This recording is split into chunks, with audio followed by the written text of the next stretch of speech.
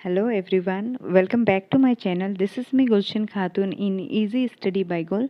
आज के सेशन में हम इंटेक्स एंड एक्सरसाइज के क्वेश्चन सॉल्व करेंगे।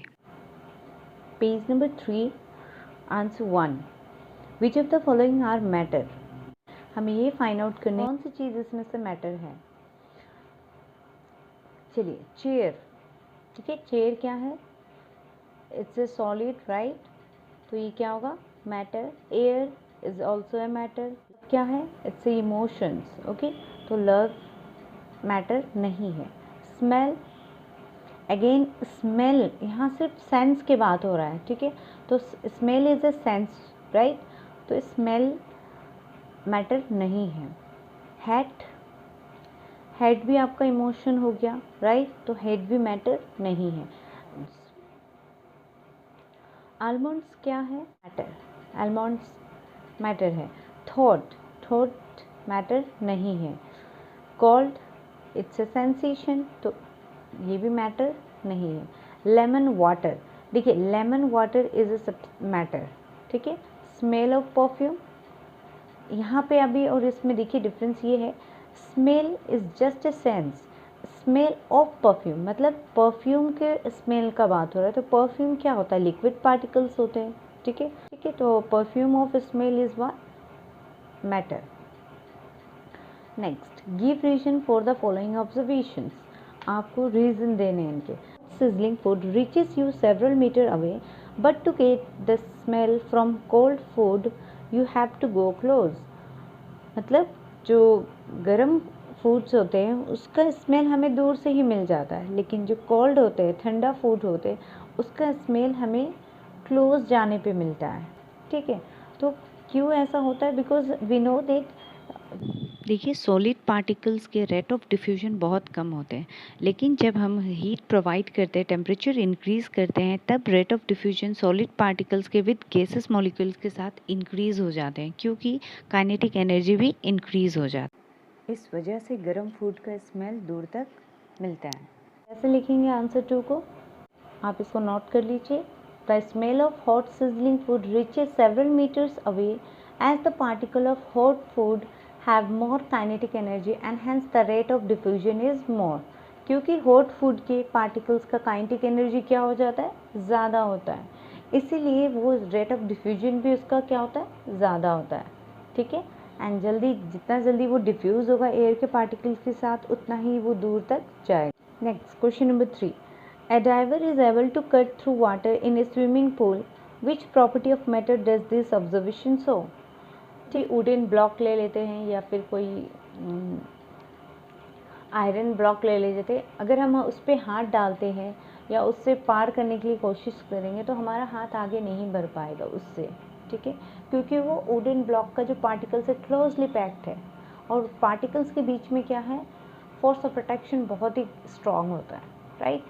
लेकिन अगर हम वाटर के केस में देखते हैं तो वाटर के पार्टिकल्स के बीच में क्या है? फोर्स ऑफ अट्रैक्शन कम होती है, जिसकी वजह से हम अपने हाथ से पानी के बीच के पार्टिकल्स को ऐसे मूव करके आगे बढ़ते हैं स्विमिंग करते समय। ठीक है, तो मेन प्रॉपर्टी क्या आ जाएगा इसमें?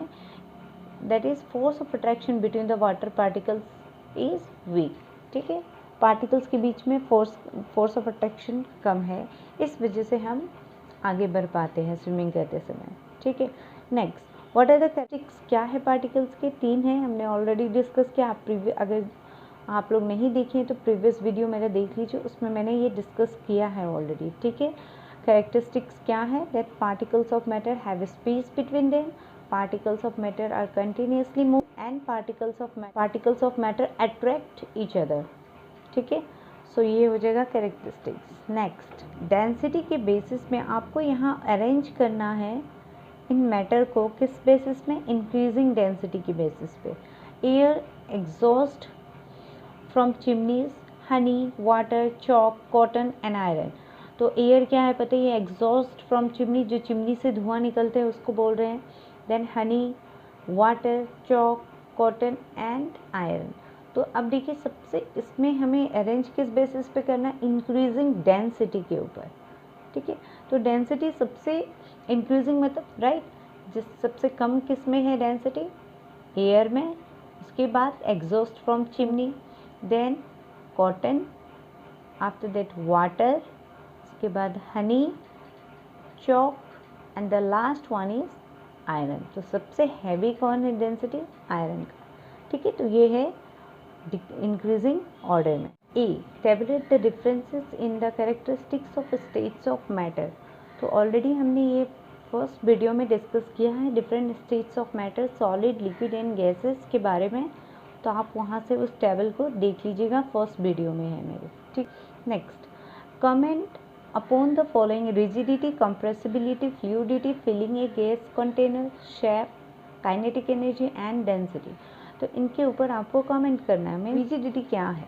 रिजिडिटी हम किसे कहते हैं? The tendency of a substance to retain or maintain their shape when subjected to outside force, right. अगर आप किसी सॉलिड ऑब्जेक्ट के ऊपर फोर्स डालते हैं तो वो क्या होता है? वो अपने शेप को मेंटेन कर रहा है, राइट। हार्डनेस दिखा रहा है ना, ये हार्ड है ना, हम इसे दबा रहे हैं बट इसका शेप चेंज नहीं हो रहा। तो ये जो प्रॉपर्टी है ना, जो ये हार्डनेस है, इसे ही हम क्या कहते हैं? Rigidity. Compressibility, the matter has intermolecular space. Matter के बीच में क्या होता है? ऑलरेडी हमको पता है मैटर के पार्टिकल्स के बीच में स्पेस इज प्रेजेंट, जिसे हम इंटरमोलिकुलर स्पेस कहते हैं। The external force applied on the matter can bring this particle closer and this property is called compressibility. Yes, देखिए, जब हम पार्टिकल्स या कोई मैटर पे जब फोर्स डालते हैं एंड फोर्स डालने की वजह से वो मैटर क्या होता है? क्लोज आ जाते हैं एक दूसरे से। ठीक है, तो दैट मैटर गेट कंप्रेस, दब जाता है ना। दबने का मतलब क्या है? उसके पार्टिकल्स क्लोज आ गए, राइट। तो उसी प्रॉपर्टी को हम क्या कहते हैं? कंप्रेसिबिलिटी। तो ये कंप्रेसिबिलिटी किस में होता है? सॉलिड में। देखिए, आप सॉलिड के कोई भी ऑब्जेक्ट नहीं कंप्रेस्ड होते। आप दबा के देखिए, सॉलिड के ऑब्जेक्ट प्रेस नहीं हो पाते, वो जैसे के तैसे रहते हैं, right. So in solid no compressibility. ठीक है, सॉलिड में कंप्रेसिबिलिटी नहीं होती है। लेकिन गैसेस एंड लिक्विड में क्या होता है? सबसे हाई कंप्रेसिबिलिटी सबसे हाई किस में? गैसेस में, एंड लिक्विड में मॉडरेट है। Fluidity means the ability to flow, right. Fluidity का मतलब यही है ना कि जो चीज़ फ्लो होता है उसे हम फ्लूइडिटी कहते हैं। Now the tendency of particles to flow is called fluidity. See, the particles का जो टेंडेंसी होता है फ्लो होने का, उसे हम क्या कहते हैं? फ्लूइडिटी। तो ये फ्लूइडिटी किस में होता है? सॉलिड में तो फ्लूइडिटी नहीं होता है। Liquid and gases can flow, we know that. Liquid and gases क्या होते हैं? फ्लो होते हैं। ठीक है, then filling of a gas container क्या होते हैं? चारों तरफ घूमते हैं, every corner of their container. ठीक है, तो गैस जब हम फिल करते हैं किसी भी कंटेनर में, तो वो गैस क्या होता है? कंटेनर के हर पार्ट तक पहुंच और पूरे कंटेनर को कम्प्लीटली फिल कर देता है। ठीक है, नेक्स्ट, शेप। सॉलिड में क्या होता है? हमको पता है सॉलिड के इंटरमोलिकुलर फोर्सेस क्या होते हैं? बहुत ज़्यादा होते हैं। तो सॉलिड में जो शेप होता है वो कैसा होता है? डेफिनाइट शेप होता है। ठीक है, लिक्विड एंड गैसेस की बात करें तो उनका कोई डेफिनाइट शेप नहीं होता है। जिस शेप के कंटेनर में हम उन्हें फिल करते हैं, उसी कंटेनर के शेप में हमें वो दिखाई देता है। ठीक, next, kinetic energy. See, what is kinetic energy? The energy possessed by particles due to their motion is called kinetic energy. Molecules of gas vibrate randomly as they have maximum kinetic energy. On increasing the temperature of matter, the kinetic energy also increases of that matter. तो kinetic energy के बारे में हमें comment करना है। देखिए, kinetic energy है क्या? पहले तो जो भी मोशंस होते हैं ऑब्जेक्ट के बीच में, वो मोशन जो होते हैं उस मोशन को हम क्या कहते हैं? Kinetic energy. ठीक है, तो गैसेस के पार्टिकल्स के अगर हम देखें तो गैसेस के पार्टिकल्स बहुत फास्ट मूवमेंट करते हैं, राइट। इट मीन्स गैसेस के पार्टिकल्स के जो काइनेटिक एनर्जी है वो हाई होते हैं। ठीक है, और हमने ये भी देखा था जब हम इंक्रीज करते हैं टेम्परेचर तो particles of matter also move fast, right. तो it means what? Kinetic energy भी बहुत फास्ट हो जाते हैं जब भी हम टेम्परेचर राइज करते हैं। ठीक है, तो always remember, on increasing temperature kinetic energy also increases of that matter. Clear? Next, density. Density क्या है? That mass per unit volume is called density. Now solid have highest density. तीनों state solid, liquid and gas से सबसे highest density किस में होती है? Solid में होती है. Okay. Next, question number 3. A gas fills completely the vessel in which it is kept. ठीक है, जिस बर्तन में या जिस कंटेनर में गैस को हम फिल करते हैं, ठीक है, वो कंटेनर कम्प्लीटली फिल होता है। कि पार्टिकल्स क्या होता है, रेंडमली मूव होते रहते हैं। ठीक है, तो जब हम किसी भी कंटेनर में गैस को फिल करते हैं तो वो हर कोने तक पहुंच जाते हैं गैस के पार्टिकल्स। ओके, एंड इसकी वजह से गैसेस कोई भी बर्तन में रखा जाता है, कोई भी कंटेनर में रखा जाता है तो वो कम्प्लीटली फिल्ड होता है, राइट। इसको कैसे लिखेंगे? The molecule of gas have high kinetic energy due to which they keep moving in all direction and hence fill the vessel completely in which they are kept. Next, B देखिए, a gas exert pressure on the walls of the container. इसको हम समझते हैं। For example, ये एक balloon है, इसमें मैंने गैस फिल किया तो क्या होता है, गैसेस के पार्टिकल्स चारों कॉर्नर में फैले हुए हैं, है कि नहीं, चारों तरफ फैले हुए हैं। तो वो क्या करता है, प्रेशर एग्जर्ट करता है किस पे, wall of the container. Gases के पार्टिकल्स के काइनेटिक एनर्जी बहुत हाई होते हैं, ठीक है, और ये क्या करते हैं, इधर से उधर हाई एनर्जी के साथ मूव करते हैं गैस के particles. Okay, and at the end वो कहाँ जाके टकराता है, कि वॉल से जाके टकराता है, इसकी वजह से प्रेशर एग्जर्ट होता है। तो इसको हम कैसे लिखें? Because the molecule of gas are in constant random motion due to high kinetic energy, these molecules constantly vibrate, move and hit the walls of the container, thereby exerting pressure on it. The particles of wooden table are tightly packed with each other. There is no intermolecular space. It cannot be compressed. It cannot flow. All these characteristics are of solid, right? सारी characteristics solids के हैं, इसीलिए wooden table को हम क्या कहते हैं, solids के। We can easily move our hand in air, but to do the same through a solid block of wood, we need a karate expert. ठीक है, हम अपने हाथ को एयर में इजीली मूव कर पा रहे हैं, देखिए यहाँ से यहाँ मूव कर पा रहे हैं ना, बहुत ही इजीली, राइट। लेकिन जस्ट मान लीजिए मैंने यहाँ पे एक सॉलिड ब्लॉक रख दिया, अब मैं अगर इस हाथ को इधर मूव करूँ, उस सॉलिड ब्लॉक से आगे मेरे हाथ नहीं बढ़ पाएंगे, है कि नहीं। तो क्यों ऐसा नहीं कर पा रहा है, अगर यहाँ कुछ नहीं है तो एयर में तो मैं हाथ इधर से इधर कर पा रही हूँ, लेकिन अगर मैं एक सॉलिड ब्लॉक यहाँ रख देती हूँ तो मेरी हाथ उससे आगे नहीं जा पाती है, ठीक है।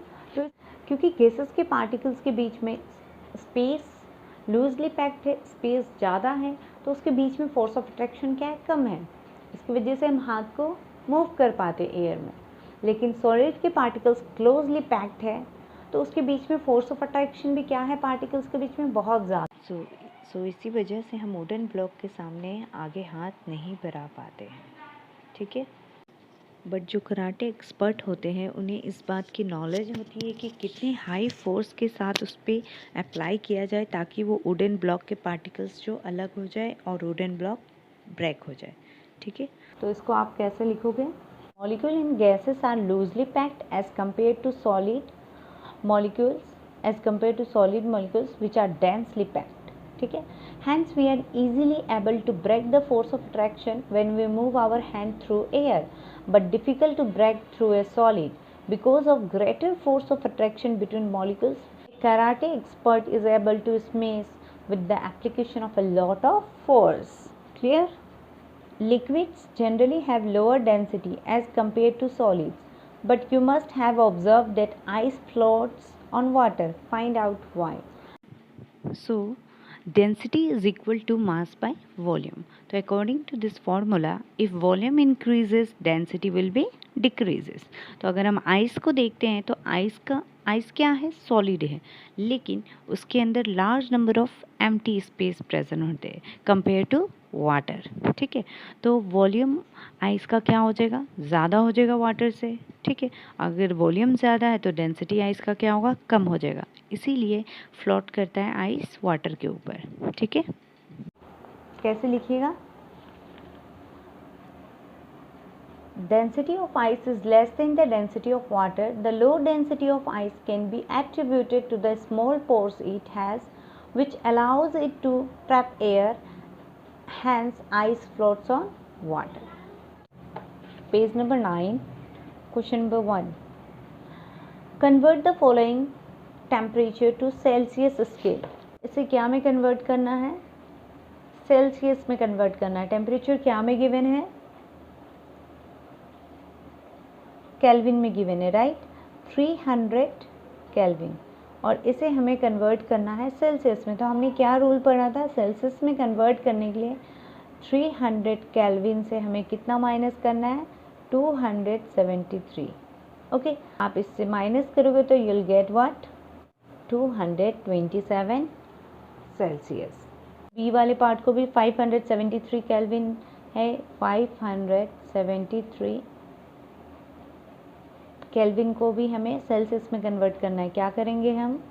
573 केल्विन से माइनस करेंगे 273 and you will get your result. ठीक है, तो 3 - 3 0, 7 - 7 0, 5 - 2 3, 300 डिग्री सेल्सियस।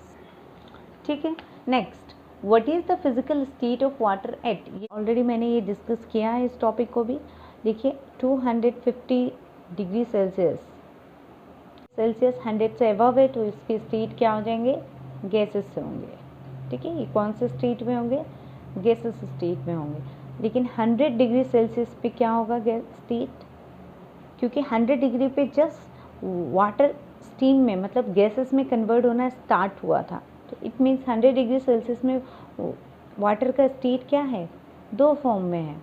ठीक है, that is liquid and gases. ठीक है, क्योंकि 100 डिग्री सेल्सियस में हमने देखा था ना कि वाटर जस्ट वेपर में कन्वर्ट होना स्टार्ट हुआ था जैसे ही 100 डिग्री सेल्सियस आता है। ठीक है, अगर आपको अभी भी इसमें कन्फ्यूजन है तो आप मेरे प्रीवियस वीडियो देख लीजिएगा, उसमें आपको समझ आ जाएगा कि 100 डिग्री सेल्सियस में मैंने बताया उसमें कि जैसे ही 100 डिग्री टेम्परेचर रीडिंग आता है वाटर वेपर में कन्वर्ट होना स्टार्ट हो जाता है। ठीक है, इसीलिए 100 डिग्री सेल्सियस में अगर आप कहोगे गैसेस है तो ये गलत होगा, क्योंकि अभी कंप्लीट गैसेस नहीं हुआ, जैसे स्टार्ट हुआ है गैसेस में कन्वर्ट होना, मीन्स उस समय वाटर का स्टेट लिक्विड भी है, गैसेस भी है। ठीक है, next, for any substance why does the temperature remain constant during the change of state? yes, this is very important। देखिए कोई भी सब्सटेंस के जब वो अपना स्टेट चेंज कर रहा होता है तो उसका टेम्परेचर कांस्टेंट क्यों हो जाता है? हमने देखा था ना, एक्टिविटीज़ मैंने समझाया था कि जब हम आइस का ऑब्जर्व कर रहे थे, टेम्परेचर प्रोवाइड कर रहे थे, तो आइस मेल्ट होना जब स्टार्ट हुआ था that is at 0 degree Celsius, right. कितने डिग्री सेल्सियस पे? 0 डिग्री सेल्सियस पे आइस मेल्ट होना स्टार्ट हुआ था। जैसे ही मेल्ट होना स्टार्ट हो जाता है टेम्परेचर का जो रीडिंग था वो स्टॉप हो गया था। एंड कब तक स्टॉप हुआ था? जब तक ये सारी आइस मेल्ट नहीं हो गई थी, राइट। हमने यही देखा था। एंड सेम केस लिक्विड में भी देखा था हमने कि जैसे liquid water 100 degree Celsius temperature पे पहुंचता है उसके बाद टेम्परेचर स्टॉप हो जाता है यहीं पे, तब तक जब तक ये सारी वाटर वेपर में ना कन्वर्ट हो जाए, है कि नहीं। तो ये क्यों कांस्टेंट, मतलब टेम्परेचर चेंज नहीं हो रहा है जब तक उसके स्टेट चेंज नहीं हो जा रहे पूरे। क्यों? क्योंकि वो जो एक्स्ट्रा टेम्परेचर प्रोवाइड हो रहा है दैट इज़ लैटेंट हीट जिसे हम कहते हैं, वो हीट यूज्ड अप होता है, ठीक है, टू कन्वर्ट देयर स्टेट। वो जो एक स्टेट से दूसरे स्टेट में चेंज हो रहा है ना, उसके लिए जो एनर्जी चाहिए होती है उस एनर्जी को वो हीट के फॉर्म में लेते हैं to break down their force of attraction between the particles. इसीलिए टेम्परेचर क्या रहता है? कांस्टेंट रहता है। कैसे लिखेंगे इसे? हम ऐसे लिखेंगे, it is due to the latent heat as the heat supply to increase the temperature of the substance is used up to change the state of matter of the substance, hence the temperature remain constant। ठीक है, suggest a method to liquefy atmospheric gas, and the method is by increasing pressure or decreasing temperature। Page number 10, question number 1, why does a desert cooler cool better on a hot dry day? देखिए जब hot dry day होता है मतलब moisture humidity का amount कम होता है, तब क्या होता है? एवापोरेशन का रेट फास्ट होता है, ओके। एंड इसीलिए डेजर्ट कूलर हमें हॉट ड्राई डे में जल्दी कूल करता है। क्या? In a desert cooler the water inside it is made to evaporate, and this leads to absorption of energy from the surrounding, thereby cooling the surrounding. ठीक है, क्या करता है ये, सराउंडिंग को कूल करता है. Again we know that if the amount of water vapour present in air is less than the evaporation is more. On a hot dry day, the amount of water vapor present in air is less. Thus, water present inside the desert cooler evaporates more, thereby cooling the surrounding more. That is why a desert cooler cools better on a hot dry day. ठीक है, I hope आपको समझ आ गया होगा. How does the water kept in an earthen pot that is मटका become cool during summer. के ऊपर छोटे छोटे पोर्स प्रेजेंट होता है. ठीक है ना, तो ये पोर्स क्या करता है, एवोपोरेशन में हेल्प करता है. जब हम इसमें पानी रख देते हैं तो ये वाटर है वो एवोपोरेट होने लगते हैं. ठीक है, and we know that evaporation की वजह से क्या इफेक्ट प्रोड्यूस होता है, कूलिंग इफेक्ट प्रोड्यूस होता है. इसीलिए समर में मटका में जब हम पानी रखते हैं तो वो कैसा होता है, ठंडा हो जाता है. ठीक है, क्योंकि एवोपोरेशन रेट हाई होता है, पोर्स प्रेजेंट होते हैं उसकी वजह से. तो आप इसको कैसे लिखोगे, there are some pores in an earthen pot through which the liquid inside the pot evaporates. This evaporation makes the water inside the pot cool. Clear? Why does our palm feel cold when we put some acetone or petrol or perfume on it? जब हम अपने हाथ में acetone या petrol या perfume लेते हैं तो वो क्या होता है, उसमें एवोपोरेशन प्रोसेस होने लगता है. तो एवोपोरेशन प्रोसेस में हमने क्या देखा था, जब लिक्विड पार्टिकल्स वेपर में कन्वर्ट होते हैं तो वो अपने सराउंडिंग से एनर्जी यूज अप करके वेपर में कन्वर्ट होते हैं, right, and making the surrounding cool. Hence our palm also feel cold when we put some acetone और पेट्रोल और परफ्यूम ऑन इट, राइट. तो आप कैसे लिखेंगे,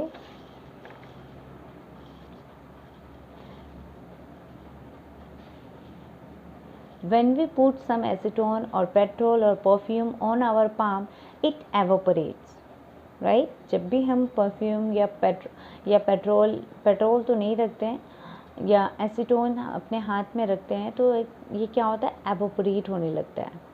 कैसे होता है, क्योंकि हमारे बॉडी का जो टेम्परेचर होता है उसे वो यूज़ करके एवोपोरेट होने लगता है.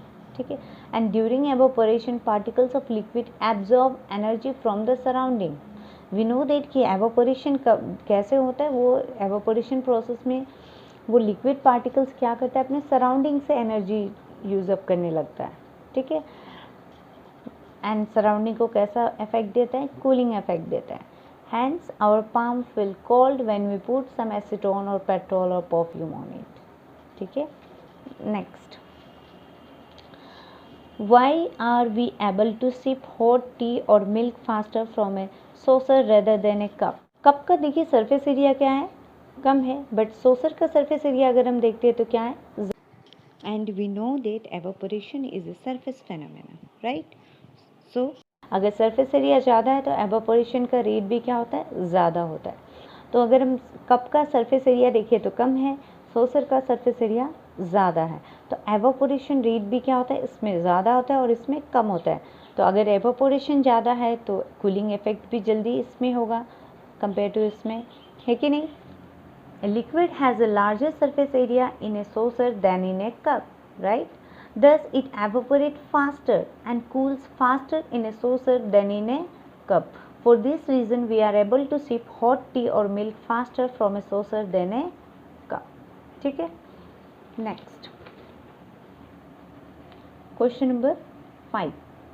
What type of clothes should we wear in summer? कपड़ा हमें समर में पहननी चाहिए. तो समर में देखिए हमें किस टाइप का कपड़ा पहनना चाहिए, कॉटन के क्लॉथ्स पहनने चाहिए. ठीक है, क्यों कॉटन के क्लॉथ्स पहनने चाहिए, क्योंकि कॉटन के क्लॉथ्स समर में क्या होता है, हमारे बॉडी से स्वेटिंग ज़्यादा होता है. ठीक है, and cotton is a good absorber, और ये क्या करता है, स्वेटिंग को, पसीना को अच्छे से एब्जॉर्ब करता है. ठीक है, एंड वो पसीना जो लिक्विड फॉर्म में है वो पसीना क्या होता है, हमारे बॉडी के हीट को यूज्ड अप करके एवोपोरेट होता है. ठीक है, जिससे हमारे बॉडी को कैसा फील होता है, कूलिंग फील होता है, राइट. इसीलिए हमें क्या पहनना चाहिए समर में, कॉटन क्लॉथ पहनना चाहिए. ठीक है, इसका आंसर आप प्रीवियस वीडियो से देख लीजिएगा, मैंने उसमें लिखा. देखिए क्वेश्चन नंबर 1 तो आप कर लेंगे ना, केल्विन से सेल्सियस में ऑलरेडी मैंने समझाया पीछे भी. क्वेश्चन नंबर 2 में हमें क्या करना है, टेम्परेचर केल्विन में कन्वर्ट करना है। गिवन क्या में है, सेल्सियस में गिवन है, तो केल्विन में कन्वर्ट करने के लिए क्या था, हमें कितना अमाउंट ऐड करना है इसमें, 273। ओके, दोनों को प्लस कीजिए, कितना होगा 298 केल्विन, राइट। 23 सेल्सियस है, तो सेम प्रोसेस हम करेंगे, उसमें कितना ऐड करेंगे 273। चलिए question number 3, give reason for the following observation, naphthalene balls disappear with time without living any solid. See naphthalene ball और camphor it's a solid form, right.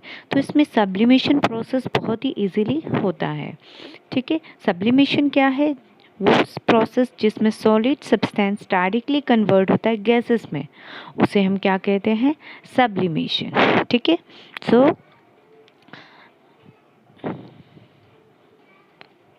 इसीलिए कैम्फर या नैप्थलीन बॉल कुछ समय बाद हमें दिखाई नहीं देता है, वो गायब हो जाता है, ठीक है। We can get the smell of perfume sitting several metre away. See gases के पार्टिकल्स में हाई स्पीड होते हैं एंड रेट ऑफ डिफ्यूजन भी फास्ट होते हैं। जब परफ्यूम के पार्टिकल्स गैसेस के पार्टिकल्स के साथ डिफ्यूजन करता है तो वो बहुत ही फास्ट रेट में डिफ्यूज होता है एंड दूर तक स्मेल इसका हमें मिलता है, ठीक है। तो इसको आप ऐसे लिख लीजिएगा, naphthalene undergoes sublimation easily, that is the change of state of naphthalene from solid to gas takes place easily, thus naphthalene balls disappear with time without leaving any solid. Okay, speed and large space between them, gases के particles के बीच में क्या होता है, high speed होता है, मतलब energy, kinetic energy high होता है, एंड स्पेस भी क्या होता है उसमें, हाई होते हैं। And particles of perfume diffuse into these gases particles at a very fast rate and reaches our nostrils. Speed में गैसेस के पार्टिकल्स के साथ डिफ्यूज़ होते हैं एंड वो दूर तक फिर स्मेल होता है हमें, ठीक है। में क्या बोल रहे हैं, आपको सब्सटेंस को अरेंज करना in order of forces of attraction between the particles. Forces of attraction के बेसिस पे हमें अरेंज करना है, वाटर, शुगर, ऑक्सीजन। तो अगर हम देखते हैं वाटर लिक्विड है, वाटर क्या है, इट्स ए लिक्विड, ठीक है। उसके बाद sugar, sugar is what, solid, and oxygen, oxygen क्या है, गैस। तो सबसे कम किस्में और सबसे ज़्यादा किस्में, इसके बेसिस पे आपको अरेंज करना है। तो अगर हमें स्टेट पता चल गया तो हम बता सकते हैं फोर्स ऑफ अट्रैक्शन सबसे कम किस्में होते हैं फोर्स ऑफ अट्रैक्शन गैसेस में, क्योंकि इसके पार्टिकल्स बहुत ही दूर होते हैं, ठीक है, एक दूसरे से। और सॉलिड के केस में क्या होता है, पार्टिकल्स बहुत ही क्लोज होते हैं एक दूसरे से, टाइटली पैक्ड होते हैं, तो इसके बीच में फोर्स ऑफ अट्रैक्शन सबसे ज़्यादा होता है, ठीक है। और लिक्विड में क्या होता है, मीडियम होते हैं, मतलब ना ज़्यादा ना कम, मतलब मॉडरेट। तो लिक्विड में फोर्स ऑफ अट्रैक्शन भी क्या होगा, मॉडरेट होगा। तो इंक्रीजिंग ऑर्डर में बोला है तो सबसे पहले क्या आ जाएगा, ऑक्सीजन, उसके बाद क्या आ जाएगा, water, and then last one is sugar, ठीक है। Next question, what is the physical state of water at 25 degree Celsius में कितने होते हैं, 25 degree is what, below 100 degree Celsius, क्योंकि हमें पता है 100 डिग्री सेल्सियस पे लिक्विड क्या में कन्वर्ट होना स्टार्ट होता है, गैसेस में कन्वर्ट होना स्टार्ट होता है। और 0 डिग्री सेल्सियस पे क्या होता है, आइस और लिक्विड होता है। तो ये तो 0 डिग्री से अबव है और 100 डिग्री से लेस है, मतलब तो इस स्टेट में, इस टेम्परेचर में फिजिकल स्टेट वाटर की क्या है, 25 डिग्री सेल्सियस तक, 0 डिग्री सेल्सियस तक सारी आइस लिक्विड में कन्वर्ट हो जाती हैं, ठीक है, तभी ये टेम्परेचर चेंज होता है। तो 25 डिग्री पे स्टेट्स ऑफ वाटर क्या होगा, लिक्विड होगा ना, ठीक है, क्योंकि अभी वो लिक्विड स्टेट में कन्वर्ट ऑलरेडी हो चुका है। हाँ, 0 डिग्री सेल्सियस पे आइस जस्ट मेल्ट होना स्टार्ट होता है। इट मीन्स इस टेम्परेचर पे वाटर के 2 स्टेट होंगे, लिक्विड एंड सॉलिड, क्योंकि सारी आइस अभी मेल्ट हुई नहीं, जस्ट मेल्ट होना स्टार्ट होते हैं 0 डिग्री सेल्सियस पे, ठीक है। तो लिक्विड भी होंगे और सॉलिड भी होंगे। नेक्स्ट 100 डिग्री सेल्सियस, तो 100 डिग्री सेल्सियस पे क्या होता है, वो वाटर वेपर में चेंज होना स्टार्ट होता है, ठीक है, जस्ट स्टार्ट होता है। तो 100 डिग्री सेल्सियस पे भी 2 स्टेट होंगे, that is liquid and gases, ठीक है। सेल्सियस जैसे रीच होता है वाटर वेपर में कन्वर्ट होना स्टार्ट हो जाता है। तो सारी वाटर अभी वेपर में कन्वर्ट नहीं हुए हैं, इसीलिए हम दो स्टेट बताएंगे, ठीक है, लिक्विड एंड गैसेस। बहुत सारे बच्चे सोचते हैं 100 डिग्री सेल्सियस तो वेपर में कन्वर्ट हो तो सिर्फ गैस लिखते हैं, बट ये गलत है, क्योंकि 100 डिग्री सेल्सियस पे स्टार्ट होता है लिक्विड गैस में कन्वर्ट होना। तो अभी भी उसमें वाटर लिक्विड फॉर्म में भी है और वेपर फॉर्म में स्टार्ट हुआ है, तो दोनों फॉर्म में प्रेजेंट होते हैं 100 डिग्री सेल्सियस पे। चलिए next question, give 2 reason to justify. आपको 2 रीजन देने हैं, इस स्टेटमेंट को जस्टिफाई करना है। क्या है statement? Water at room temperature is a liquid. देखिए वाटर क्या बोला है, रूम टेम्परेचर पे लिक्विड है, तो हमें उसकी 2 प्रॉपर्टी बताने हैं कि वाटर रूम टेम्परेचर में लिक्विड है तो क्यों है, क्योंकि उसके कैरेक्टरिस्टिक्स जो है लिक्विड से मैच हो रहे हैं, इसीलिए वो लिक्विड है। देखते हैं, देखिए वाटर रूम टेम्परेचर पे, at room temperature water has no fixed shape, no fixed shape, ये भी सही है। वाटर को आप जैसे भी कंटेनर में रखो उसी की शेप लेंगे ना वो रूम टेम्परेचर पे, उसका कोई फिक्स शेप है नहीं है, ठीक है, ओके। बट वॉल्यूम तो फिक्स्ड है ना, बट वॉल्यूम क्या है, फिक्स्ड है। लीजिएगा ये देखिए, eight room temperature water is a liquid because it has the following characteristics. Eight room temperature water has not shape but has a fixed volume, ठीक है, वाटर का कोई फिक्स शेप नहीं होता बट वॉल्यूम तो फिक्स्ड रहता है room temperature पे। At room temperature water flow. Next, an iron अलमीरा is a solid at room temperature because, क्या है 2 प्रॉपर्टी, क्यों हम आयरन अलमीरा को सॉलिड बोलते हैं, क्योंकि उसके सॉलिड के प्रॉपर्टी मैच हो रहे हैं उससे। क्या है, देखिए आयरन अलमीरा is a solid at room temperature because it is definite shape and volume like a solid, right? It is rigid as solid at room temperature, ठीक है। नेक्स्ट क्वेश्चन नंबर 7 देखिए, why is ice at 273 Kelvin more effective in cooling than water at the same temperature? Ice जब 273 kelvin temperature पे, और water को भी हम उसी टेम्परेचर पे रखते हैं, दैट इज़ 273 केल्विन, तो लेकिन दोनों में से आइस हमें ज़्यादा कूलिंग इफेक्ट प्रोड्यूस करता है कंपेयर टू वाटर से, ऐसा क्यों, ठीक है। तो ऐसा क्यों होता है, क्योंकि 273 केल्विन मीन्स 0 डिग्री सेल्सियस, तो इस टेम्परेचर पे आइस एंड वाटर दोनों एग्जिस्ट होते हैं, लेकिन एनर्जी आइस का कम होता है compare to water.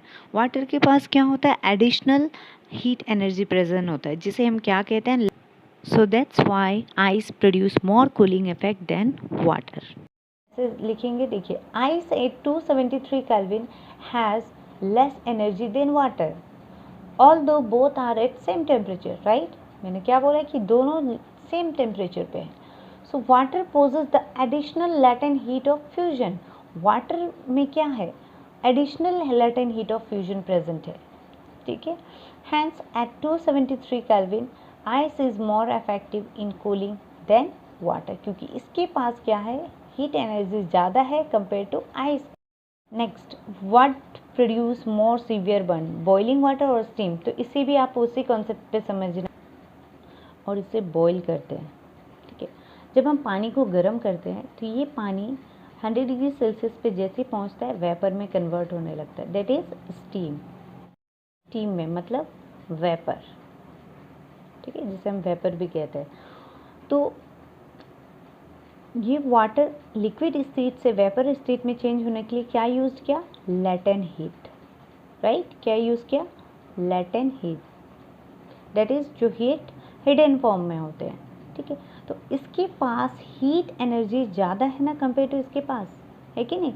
Vapour state में पहुंचने के लिए इसने लेटेंट हीट का यूज़ करके फिर यहाँ आया, तो इसके पास हीट एनर्जी क्या है, ज़्यादा है, ठीक है। तो इसके पास हीट एनर्जी, हमें जो स्टीम के बर्न होते हैं वो सीवियर होते हैं compare to water, boil water के बर्निंग से, ठीक है। तो इसे आप कैसे लिखिएगा, steam has more energy than boiling water, it possesses the additional latent heat of vaporization, therefore burns produced by steams are more severe than those produced by boiling water. Clear? So here your chapter is finished. Thank you for watching.